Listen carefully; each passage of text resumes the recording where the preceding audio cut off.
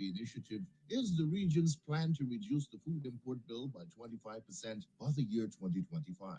The plan is driven by a special ministerial task force on food production and food security and the CARICOM private sector organization supported by the CARICOM Secretariat. The plan involves the removal of trade barriers, production of special crops of economic importance to the region, insurance and financing solutions, development of agro-industries, the digitization of agriculture, adaptation to climate change, and improving air and sea transportation and logistics. CARICOM countries champion the 25 by 2025 plan. Countries are actively producing, legislating, and trading to ensure the 25 by 2025 plan is achieved.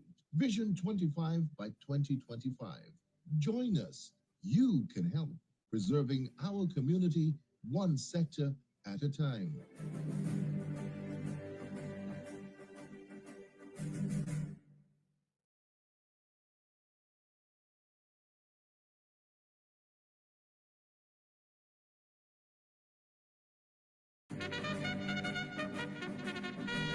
Hear ye, hear ye. It's 25 by 2025 time. The 25% by 2025 initiative is the region's plan to reduce the food import bill by 25% by the year 2025.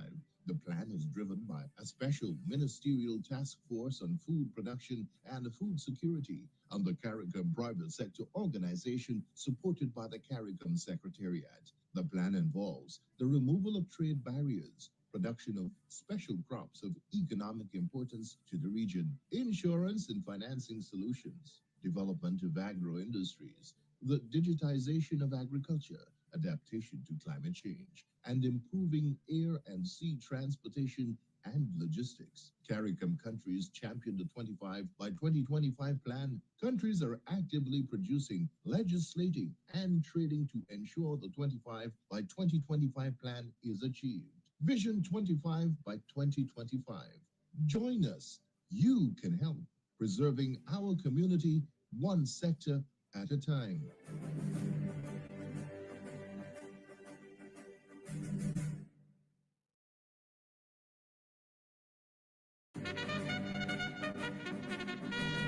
Hear ye, hear ye. It's 25 by 2025 time. The 25% by 2025 initiative is the region's plan to reduce the food import bill by 25% by the year 2025.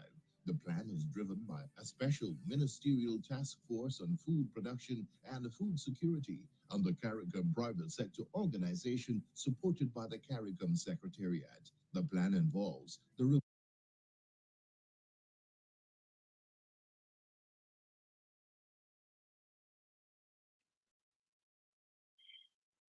Good afternoon. Welcome to our Food for Lunch conversation. My name is David Prendergast. I am the Director Sectoral Programs at the CARICOM Secretariat. And today, sharing our food for lunch, we have 4 persons from various sectors who you will be able to engage with and have a conversation with, as this is meant to be an interactive session. So we have with us, firstly, David Fernandez, who is the Assistant Managing Director of Bounty Farms Limited, based in Guyana. Welcome, David. Another David. Then we have Stephen Grell, Managing Director, Republic Bank, Guyana. Welcome, Stephen, my good friend. Good to see you. And we also have Ralph D. Burkhoff, the co-founder and Chief Commercial Officer of Alquime Renewables, I hope I got that pronunciation correct, LLC, who is with us. And of course, importantly, Tisha Mangra Singh, Chief Executive Officer, One Guyana Agriculture. Welcome, Tisha. It's good to have you all on as our lunch guests today, not panelists, lunch guests, since this is a food for lunch conversation, virtual food, I may, if I may say so. So, and I note we have quite a number of persons who have joined us for this food for lunch conversation. Welcome all you all out there in virtual land, if I may say so, but we're glad to have you. Now, the focus of our discussions today, our interactive discussion, will be the 25 by 2025 initiative. And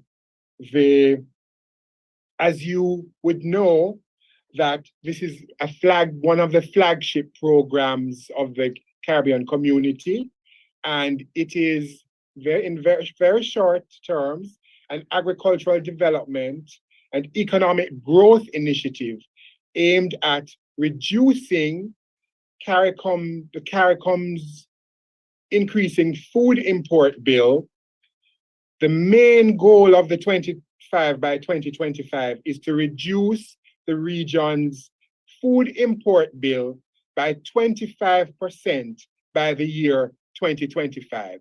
Let me just give you just a little backup to this. So when the CARICOM heads agreed on the 25 by 2025, they established an operational body, the Special Ministerial Task Force on Food Production and Food Security, which is chaired by Guyana.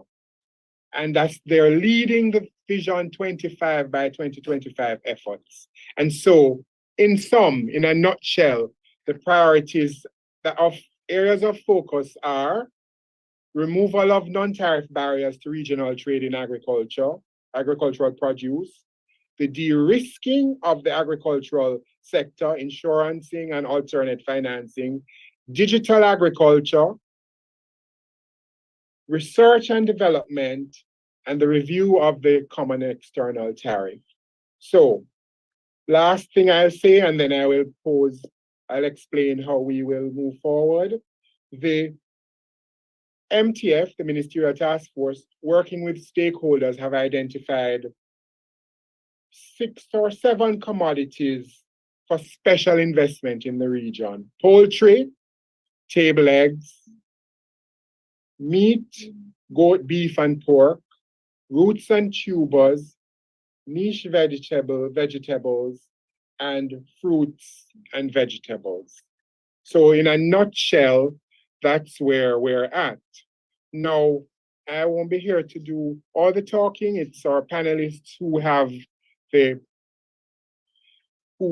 we'll be listening to, and the audience will be able to interact with them. So, if I may just ask, I know I've introduced you before, you may ask you to say a few words, and I'm just going to pose a question to each panelist. And I noticed online, there's a Mr. Eldon Bremer, and others, welcome. So if we could start with David Fernandez and his view of, just a reaction to the 2025 by 25, and then I'll pose some questions. Then Stephen, then Ralph, and then Tisha.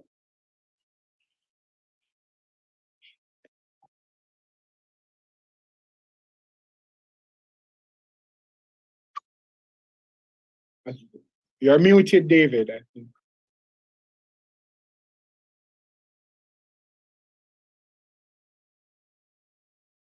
We still can't hear you.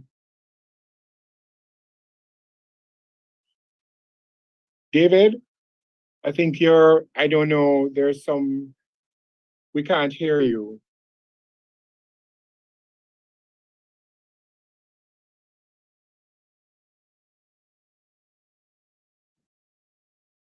Let me see.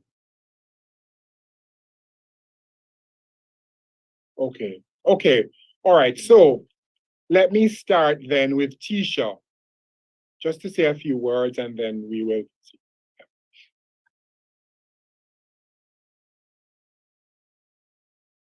Tisha? A Hi, pleasant. how are you? Welcome. I'm well, thank you. Thank you so much. I'm honored to be a part of this discussion. Oh, I think we have, yeah, yes.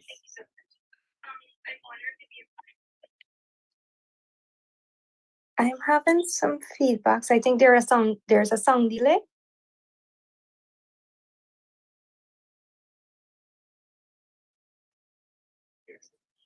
I'll turn my mic off. Let me turn it. Go ahead. Let me try this again. Can you hear me now? No?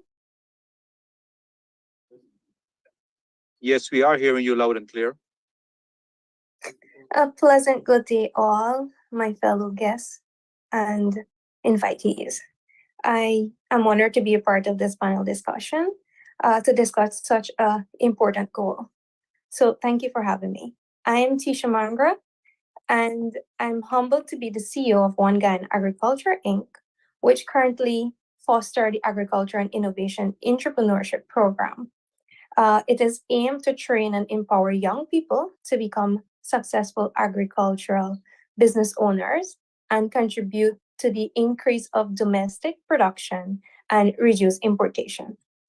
I look forward to participating in this discussion, and I really believe that reducing importation by 25% by 2025 is not only achievable, but it is also essential for ensuring food security and promoting economic development in the CARICOM region. Thank you.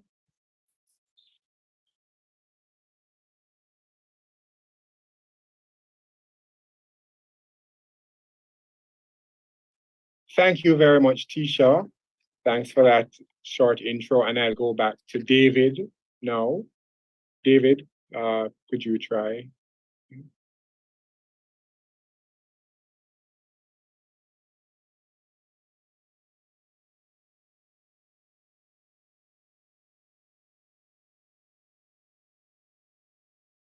All right, Stephen, we'll go to you. Sure. Thank you, David. And so, again, thank you for having us be part of it. I think it's definitely the 2020 by 25 by 25 initiative is one that's strongly supported by the Republic Bank Group. It's one, as Tisha said, definitely one that works to the benefit of CARICOM, as she touched on food security. From our perspective, we have committed $100 million to the financing of sustainable agricultural projects that go directly towards the 25 by 25 initiative. As an Indigenous Caribbean institution, we believe that there is no greater importance than supporting the communities that we reside in, particularly around issues that we think are going to be increasing in importance as the world continues to be impacted by climate change. And one of those major issues is, as Tisha said, food security. So I look forward to the discussion today. I think the more and more discussions we have is the more we can come up with solutions, and the more we understand the problems being faced, and the more collaborative we can be to get things over the line. There's no time like the present, and we can't wait much longer. So thank you again for having me part.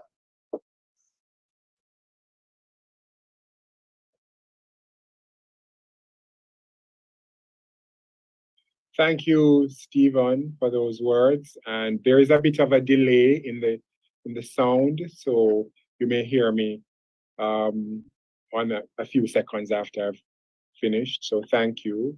And we'll move to Ralph. Hi.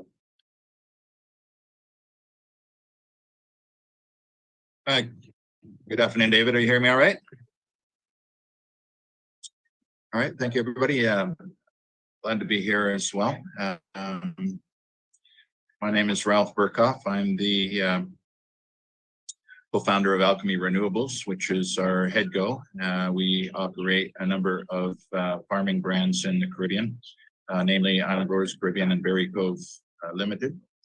Our focus is 100% on food, fresh produce import substitution through the use of advanced greenhouse technologies. We are focused entirely on replacing imported crops with locally grown crops.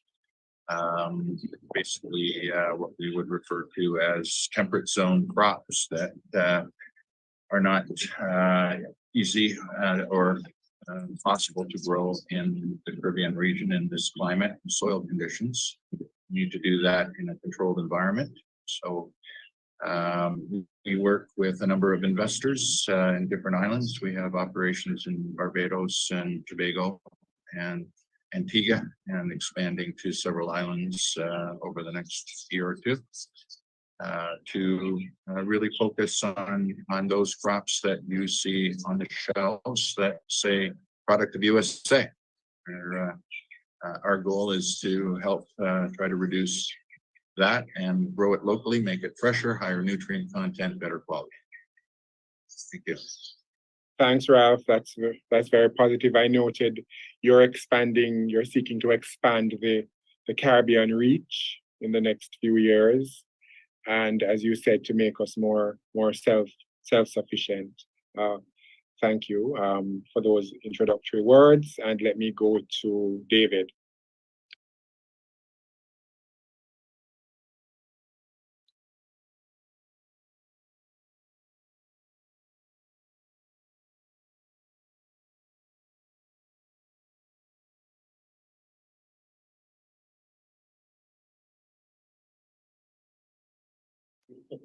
All right, so we'll wait while David is coming on. He's having some technical difficulties. I had said I would just pose the questions, a question each to the panelists, and we will try to stimulate some discussion. So let me start with the last person who just spoke, to CARICOM. So Ralph, what really motivated you to develop this facility? Well, I've been living in the region for almost 12 years now, David, and like everybody else, I get very frustrated when I go to the supermarket to buy produce and see a lot of high prices, a lot of inferior quality, a lot of imported food. Noticing that, you know, it's not always there because it's always being shipped in. It's not always available.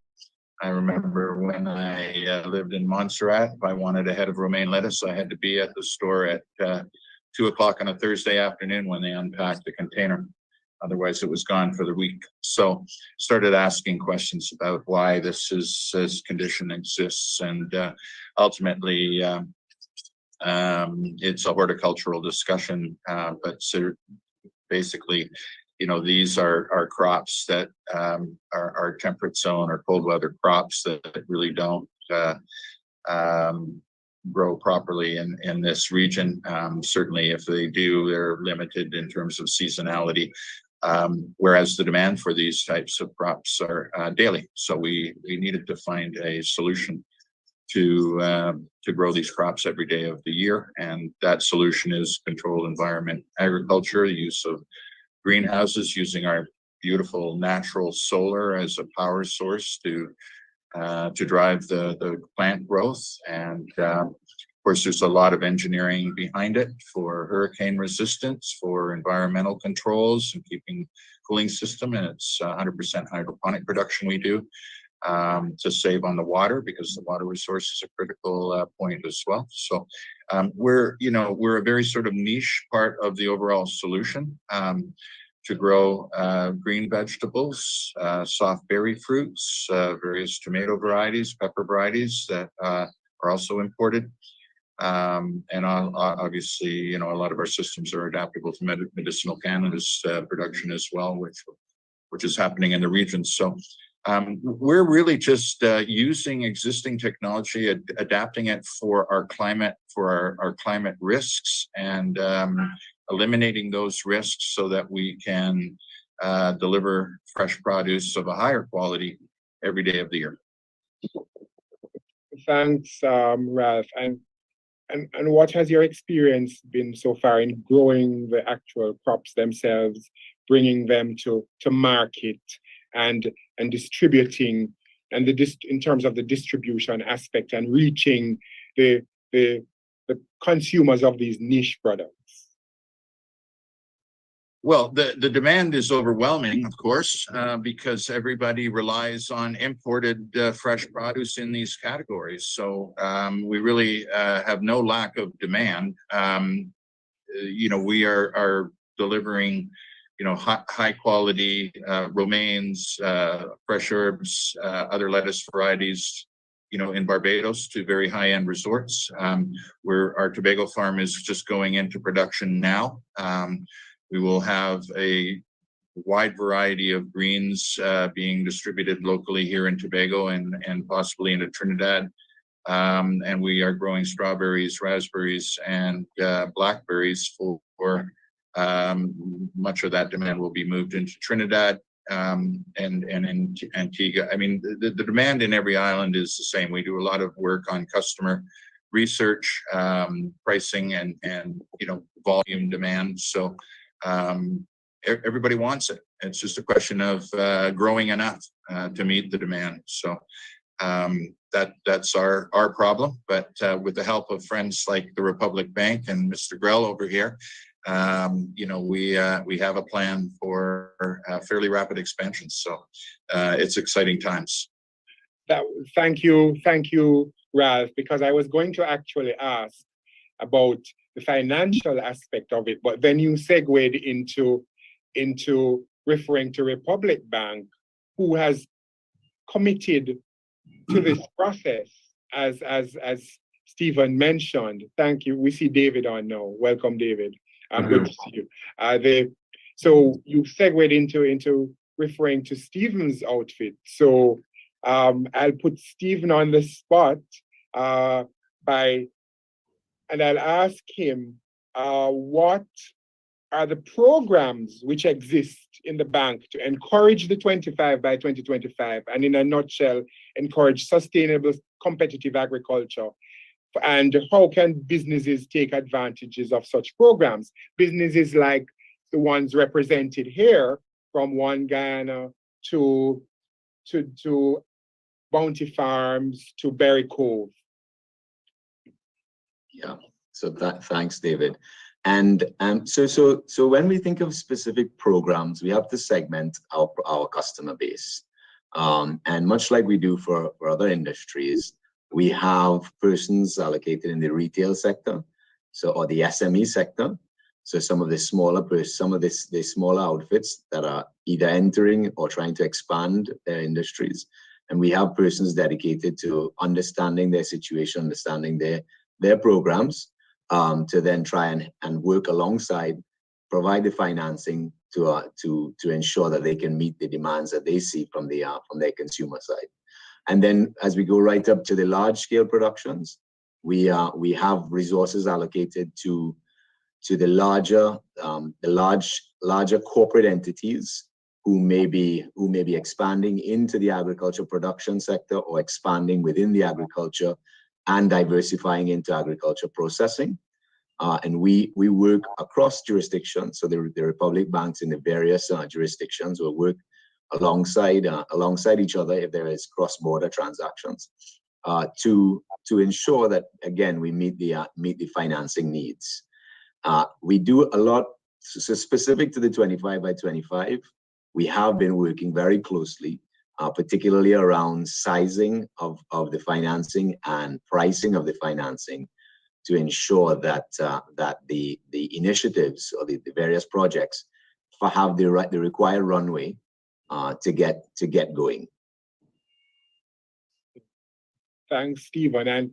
And just to drill down a bit, so you have a spread or access for smaller businesses to large businesses, because those investing in the 25 by 2025 would be across a spread. So access to financing is always one of the issues that businesses, are concerned about, especially those on the smaller side. And Yes. and that's a regional, that's across the region. So what assurances there are, if any, or to use a strong word, which I know as a banker, you might not like that, what guarantees are there to that there will be that access? Yeah, so it's interesting when we talk access to finance, we really have to look at what type of finance we access. So from the Republic Bank side, the finance we provide is bank financing. So, and when I say we have resources to allocate it to different segments, it's actually part of that is actually sizing what the project can take from a bank financing perspective, and where we can work with customers to ensure that they can get financing in a different part of their capital structure. So for some of the SMEs, when they come to a bank, they're part of the financing they need. It does not reside in bank financing, which carries an interest rate, which may hamper their cash flows, which are very much needed for them to reinvest to ensure that they get to a critical mass. So part of our engagement is actually walking customers through that journey and advising, where they need to source financing that is more aligned to their business, the business model they have in place. And a big part, as a key stakeholder in this, a big part of how we increase access to finance is how we incentivize other financing segments to enter the market and provide the required support for SMEs or even larger scale production items. And those incentives could range from whether they be loan guarantees or whether they be outright public-private partnerships, tax incentives, and many things that we have to probably consider more and more outside of just the traditional banking when we talk access to finance.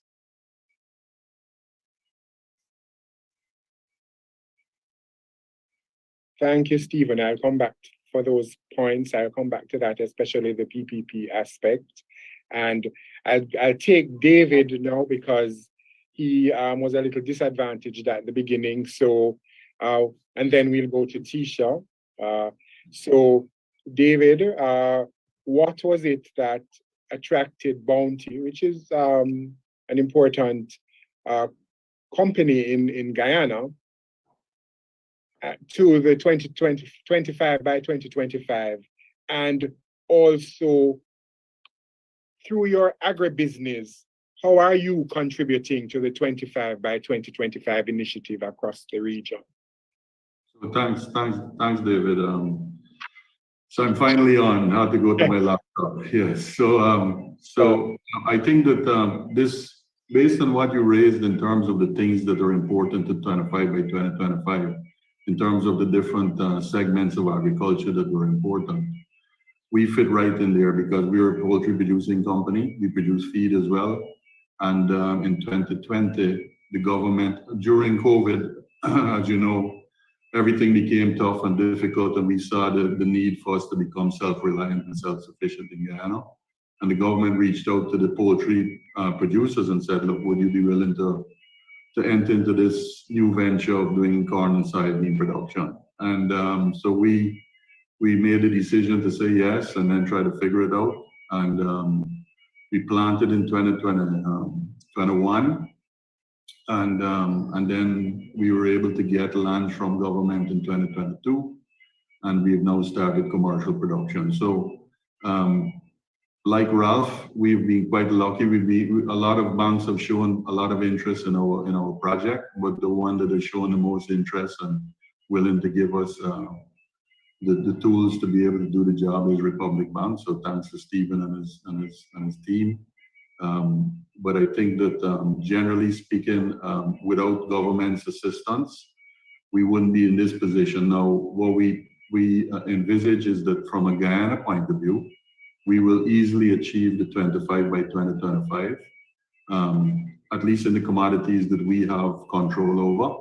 But in terms of corn and soybean production, we believe that you have always to have an alternate supply and not put all the eggs in your own basket. So we believe we'll be exporting a fair bit of the commodities that we produce locally, and not just our group of partners in the industry that form TGI, Tacoma Gold Inc., but there are also 3 other companies currently actively endeavoring in producing corn and soybean here as well as our company. So I'm sure that by 2025 there'll be more than 4 of us. There'll be more than 4 groups for sure, and I think that to a certain extent the rest of the Caribbean could benefit from us and Belize doing this type of thing in regards to feed manufacturing. Thank you, David.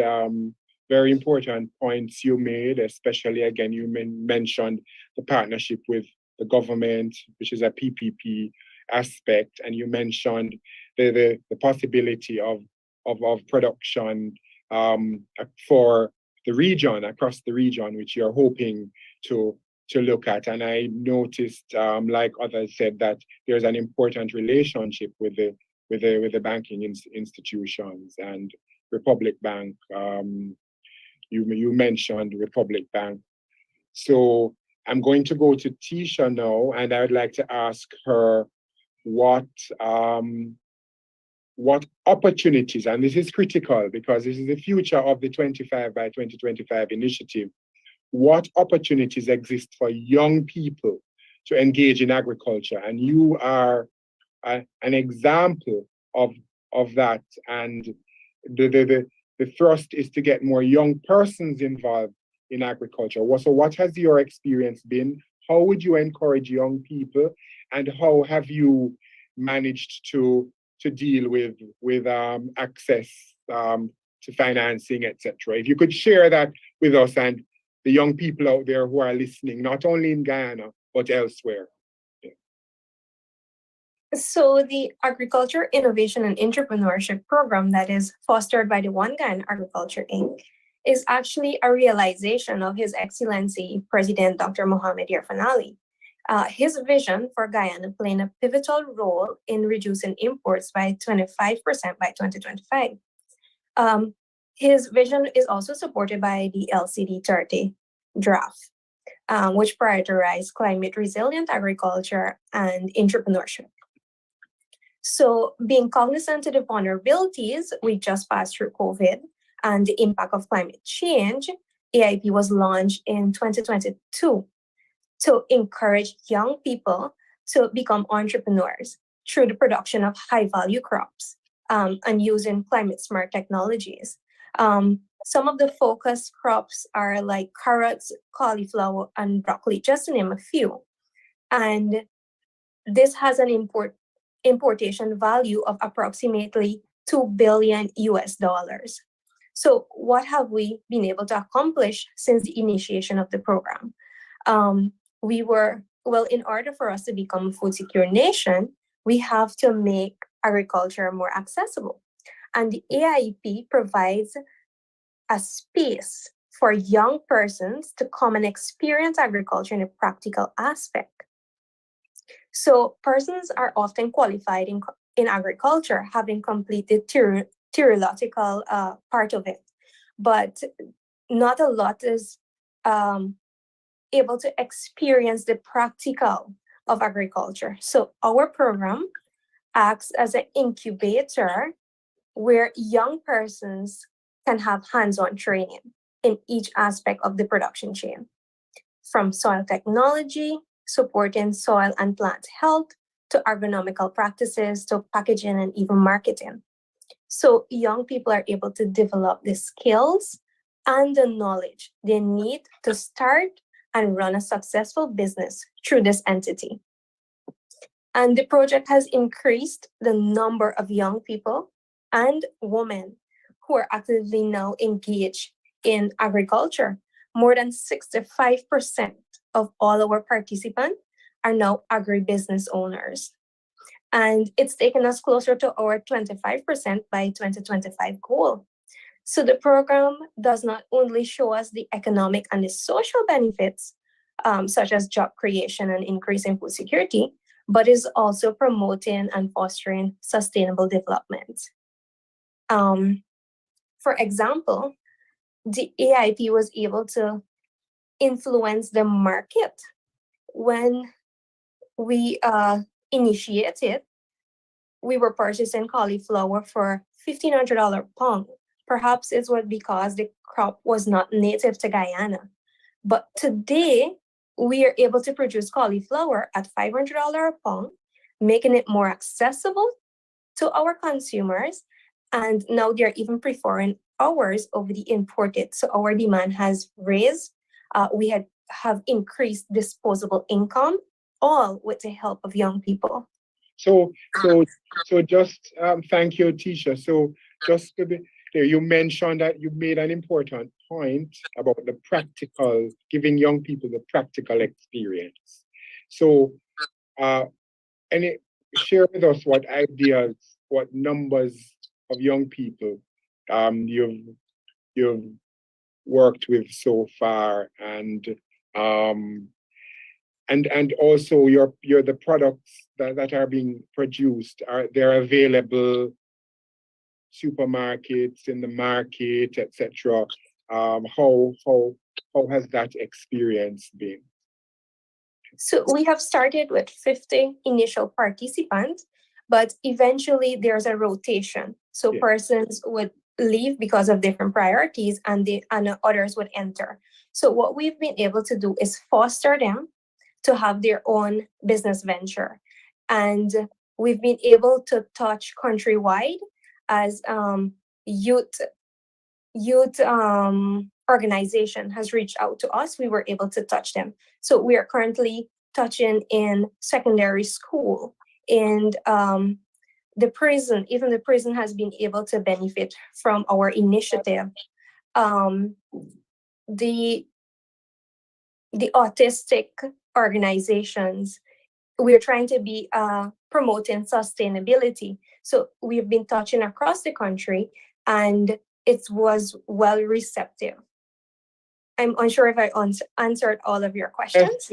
Yes. And looking across the panelists who are here, are there possibilities, and they may jump in at any time, to partner with any of them, or to approach any of the partners here? I know each are in their own sphere with their businesses, but all working towards the realization of the 25 by 2025. So just throwing that out there to you and to the panelists.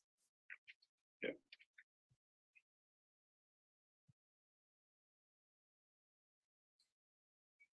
So I would just David, yeah. I was going to pick you. Yeah, I'm partial. Your name is David. Yeah. So I know for sure that I think our company already partners with the young people who produce the fruits and veg, the added value stuff, because our company does have supermarket chains. So it's a market chain. So we do have those produce there. But I think that I would like to commend Tisha and her group for what they've done. I know that the ministry and the government has been really helpful to them. And I like the idea of people moving on after they've learned and understood what the project can do for them, and become entrepreneurs on their own and go in their own path. I think that we have done this before as a company. We've tried to do where we want to have contract farmers who would produce fruits and veg for export. And I think that companies like Ralph's and others in Antigua and other countries that may not necessarily have a commodity that they are planting in their facilities, that could probably collaborate with this group. And I'm sure other people who are on the call as well may see an opportunity here where you could get quality produce from. And you did mention the importance of us removing tariffs within CARICOM to ease the tariff burden on people where we have quality products, maybe not looking like the plastic ones that come from other regions, but have the taste and the flavor and the things that we like as Caribbean people, and they would want to be a part of Tisha's journey as well. So thanks, David, and thanks for making the linkages and mentioning the important collaboration with young people. I wanted to ask Ralph if he has had any in his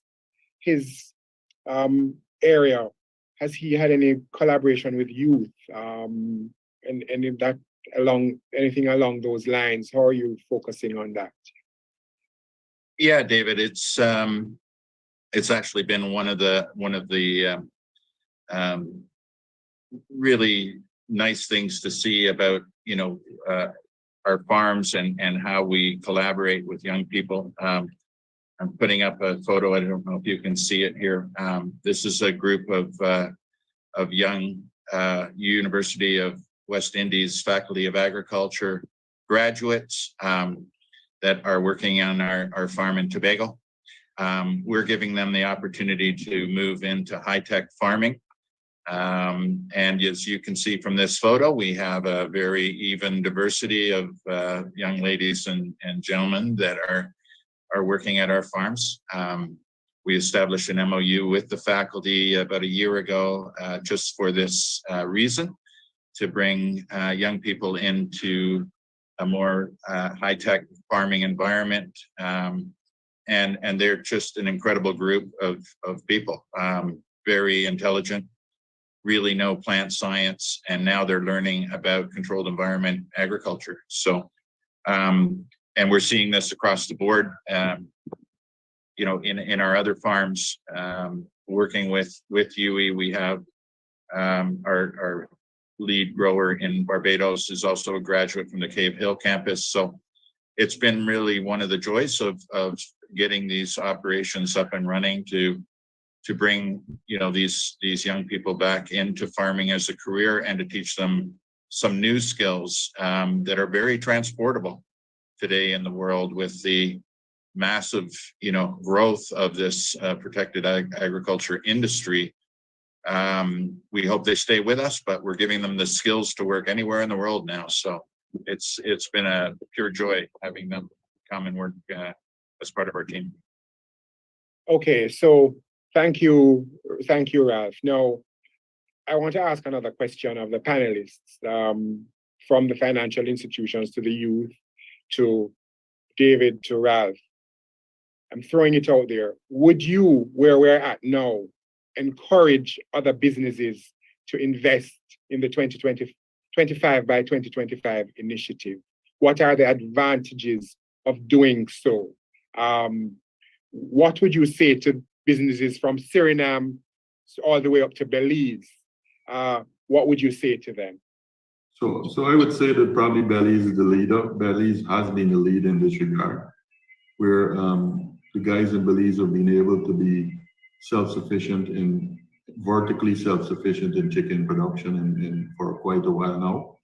And we saw it as that if they could do it in Belize, why not? If Brazil could do it and Belize could do it, then we should be able to do it with the opportunities we have with quality lands, abundance of water.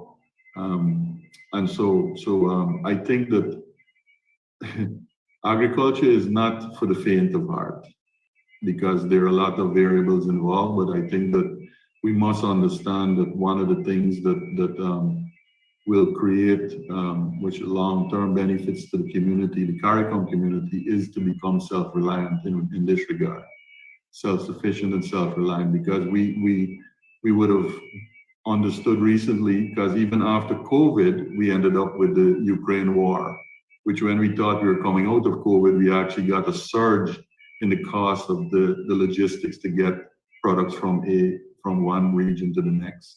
And then even the supply of inputs became a difficult thing to get to.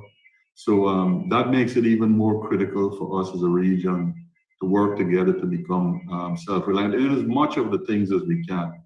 And Ralph's industry, in terms of using intensive farming, using drip irrigation and so on, is critical, and it's easy for us to do.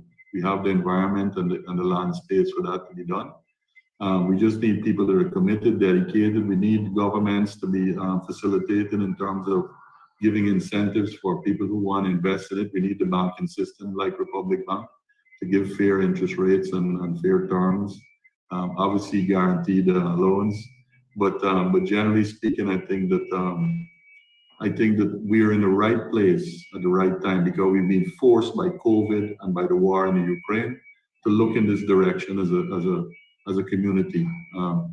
When I sit there, I don't speak as a Guyanese, I speak as a Caribbean person. So for me, whether or not we do it here or we do it somewhere else, for me is we're doing it together as a community. Thank you for that, David. I know you threw something out at Stephen before he responds, because it's all about the bottom line and those interest rates. Put him on the spot. I'll ask Tisha and Ralph to speak about the 25 by 2025 initiative. What are the advantages? What is it that compels you? And would you advise others? It's definitely something that I would encourage everyone to get involved in, because we require a cohort of efforts from the government, from the private sector, even the civil society, and even an individual in the region, because it would help us reduce that vulnerability that Mr.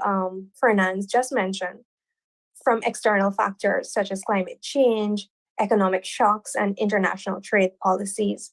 So I think it's a prime time, as he mentioned, to stimulate economic growth in the region and job creation in the agricultural sector, to increase the domestic production and reduce the amount of foreign exchange spent on these importing food.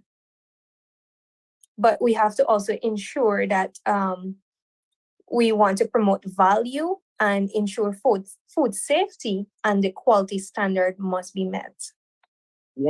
Thank you, Tisha. Quick question. What's the percentage of young women that are part of your... I'm actually excited to tell you this. Yes. We have a 60-40 ratio of female to male. That's awesome. It is very awesome. Yes, and even a greater ratio. That's excellent news. Awesome. Great work. Now, Ralph, and then Stephen, and you're going to take a few questions. Sure, and I'm not surprised by that ratio, Tisha. The women are the nurturers, right? So, and have always historically been. So, but to answer, the issue here, I think that the opportunity for investment in the region is very high. I think we really need to acknowledge the fact that we have been in this situation much longer than we've talked about. Well before COVID, we were so over-dependent on food imports as a whole in the region. It's really only because of the initiatives of CARICOM and the leaders who we have today that have accelerated the attention into this sector now. And certainly the COVID and all of the other global factors, have helped put this focus on food security. People are listening now to what we've been saying for years, that, we need to grow more food locally and be more dependent as a food source and as also in processing foods here in the region from our sources. And this has to happen on every island. Certainly a country like Guyana has massive potential for commodity production, for root vegetables and other, rice and things like that, which can't be done. We just don't have the land on some of the smaller islands to do that. In our model, we predict having a farm on every island. We're trying to reduce the CO2 footprint. We don't want to ship. We want to grow locally everywhere. So our strategy is to replicate the farms everywhere and hire, and train and bring in more people, young people on every island, encourage more participation from everybody, and focus again on our niche, which is growing some of the foods that that need to be grown in a controlled environment. And I think together it's going to take a lot of parties. I know that there is a lot of interest out there from investors. We certainly are engaged with a number of equity investors. These are private individuals. But to stimulate the real growth, it's our responsibility to get that equity into play and to get these projects started, and then have a partner like Republic Bank to help the expansion capability, because we need to do this on a much larger scale, and we can do it, and we can do it very quickly. So 25 by 25 is we're in mid 23 already, so we have a lot to do in a year and a half, and I think that the interest level is there. I think that the capital is available, and we hope to see more people involved, more companies like us get involved. We can't do it all, so I encourage everybody to participate. Thank you, Ralph. And I heard you speak about scale and that you're planning on pushing expansion and moving ahead, given that the time is of the essence, and that we have a year and a half really to get to 2025. And so thanks for those comments. And a lot of the points were directed at the man who should have some of the financial answers, Stephen. So Stephen, you're on now, and we're going to ask persons if they could type their questions into the chat, and we'll take the questions for the panel. So thank you. Thanks, David. I couldn't echo the sentiments shared by Tisha, David, and Ralph anymore. I think this is the time. There is no time like the present, as I said at the beginning. The food security, as Ralph mentioned, is growing in importance. Climate change is going to alter a lot of the Earth's producing capacity of the Earth. So investment by entrepreneurs, by universities researching chemistry and how to improve yields cannot be stressed anymore. And I think, from an expansionary standpoint, on the financing side, the economics continue to make sense. So that will be available once the structures and the principles are correctly put together. Thank you. Was that a cautionary note that you struck by saying that the economics have to make sense and the principles have to be together? I would say that the entrepreneurs know themselves that the economics have to make sense. Yes. From the banking side, particularly if it's bank financing, and one of our key tenants is deposit protection, that always has to make sense. Thank you. Now I look forward to any questions that we may have. Any 1 or 2 or 3 questions for the panel. I'd just like to add a point to Stephen's comments that while it's hugely encouraging that Republic Bank has dedicated such a massive fund towards agricultural production, they still have to look at it as a risk mitigation strategy, and that's been an issue in the past across the region in terms of attracting any type of funding. It's primarily been built on NGO funding and development capital funding, but I do warn the agricultural industry that if you're going to look at institutional funding, that the banks like Stevens are going to look at this from a pure loan arrangement. So risk mitigation in your agricultural production has to be a big part of your proposal. And then Rob, that's a really good point.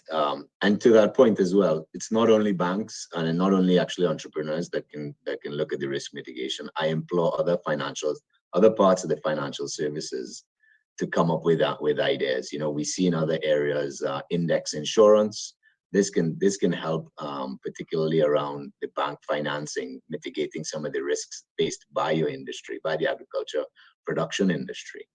So agreed, and I implore other sectors within financial services, other segments, to really look at how they can contribute to either risk mitigation, access to finance, and even probably possible M&A activities to expand production quicker.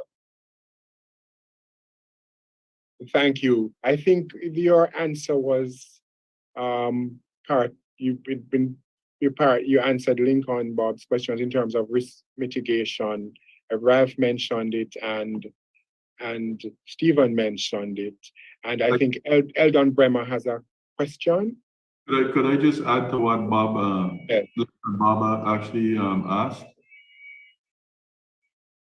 Go Yes. ahead, David. We Yes. have 5 minutes. Because he asked for 3 different things that could hinder achieving this goal. Obviously, climate change is a significant factor affecting us currently. And we've seen, especially in Ghana, we've had excessive rainfall for the last 3 years. And that has caused some concerns with productivity in the field, especially in rice and other commodities. So those are things that we have to be conscious of. The rise in the different various diseases and pests and stuff like that because of global warming. So we have to be conservative in the approach when we look at this. I think that also we have a situation where global politics is affecting the whole world, and it will affect our small nations if we have to get resources and commodities from these larger countries.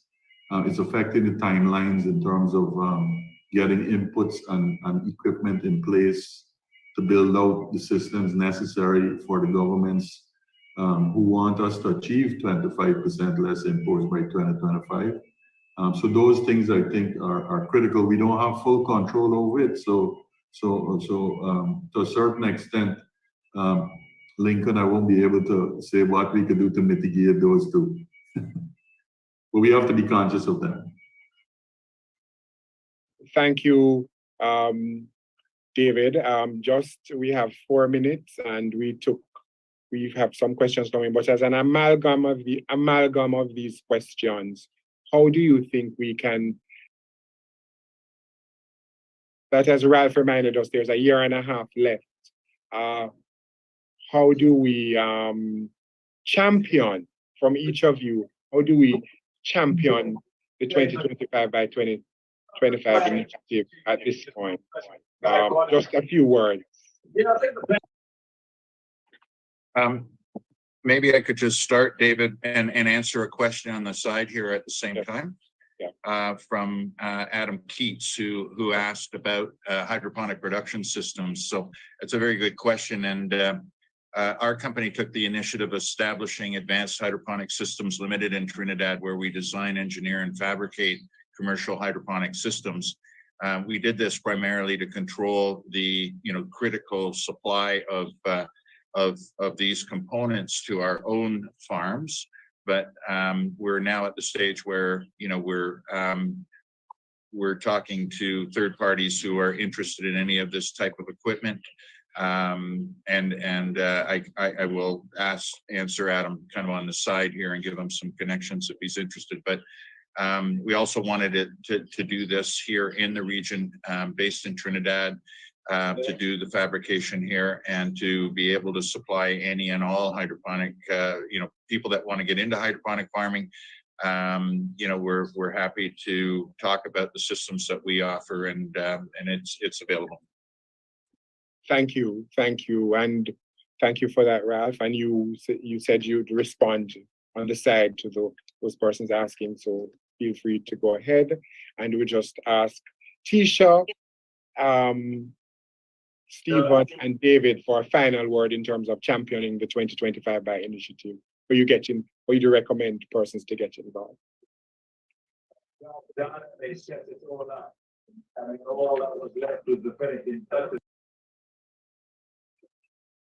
Sorry, can you hear me?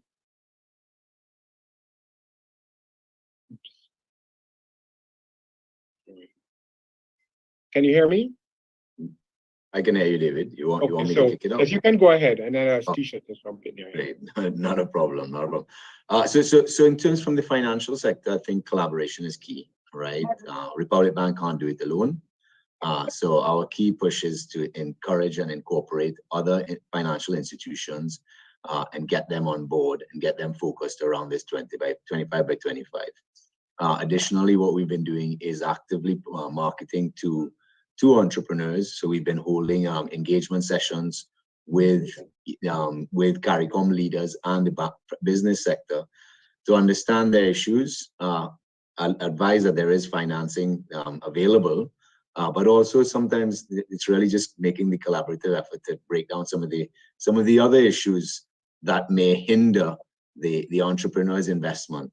So maybe their lack of understanding of how produce can go across borders, their labeling requirements, all of the different aspects. So it's trying to get people together in the same room to start hashing out problems and building a platform where we can continuously build on this initiative. Thank you, Stephen. Is Tisha, are you there? I'm here. Yes, so I would just like go ahead. I would just like to go on what Mrs. Stephen just mentioned. Collaboration is key. We need the government, we need the private sector, we need the civil society, we need individual farmers, we need everyone on board.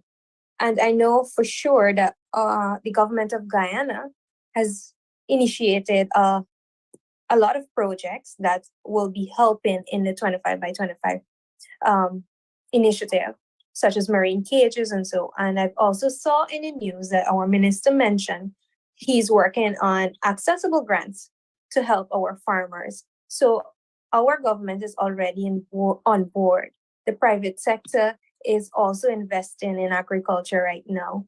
So it's left to the farmers now to have that forefront of sustainable agriculture. And I would just like to implore that youths, this is a time to get involved. And we have a program here, and I would love to take on more students from the University of Guyana and the Guyana School of Agriculture and help to foster them into putting them in careers in agriculture and just showing them how they themselves can become bosses and contribute to food security and domestic production. And in a regional sense, help with the regional food import bill. Thank you, Tisha, and thanks for that charge to young people and for seeking to inspire them to invest in agriculture, because in some areas it's not seen as sexy, but your generation, really, you are the generation that can encourage youth into agriculture by your own experiences.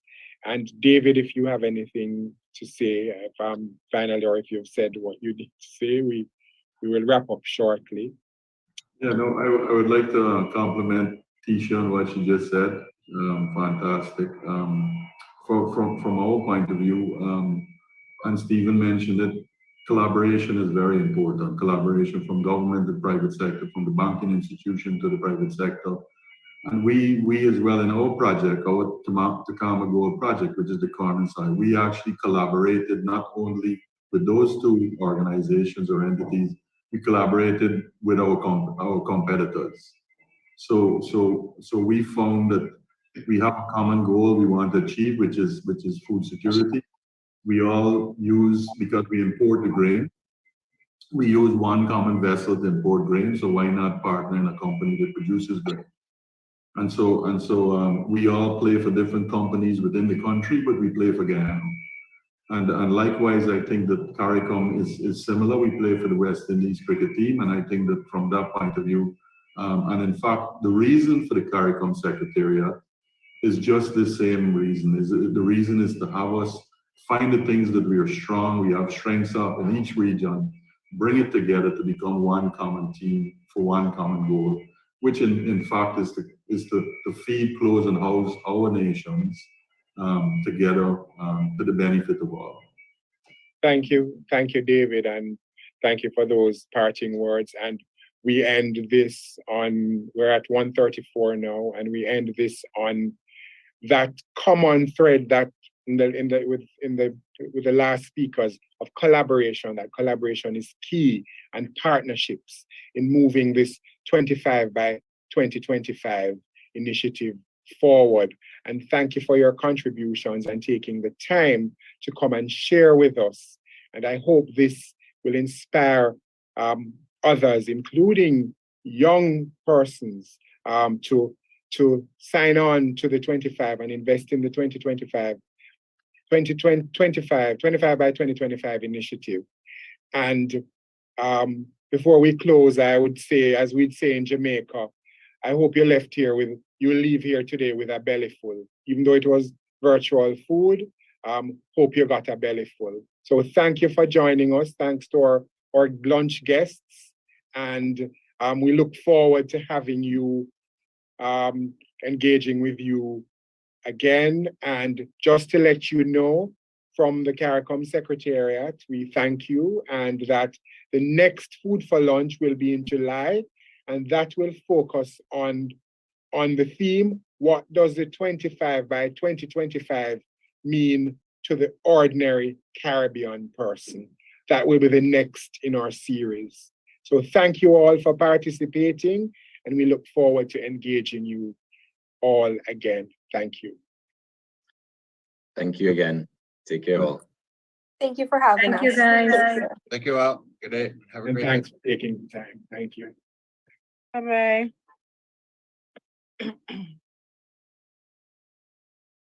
CBM, Mr. Karthik, who's the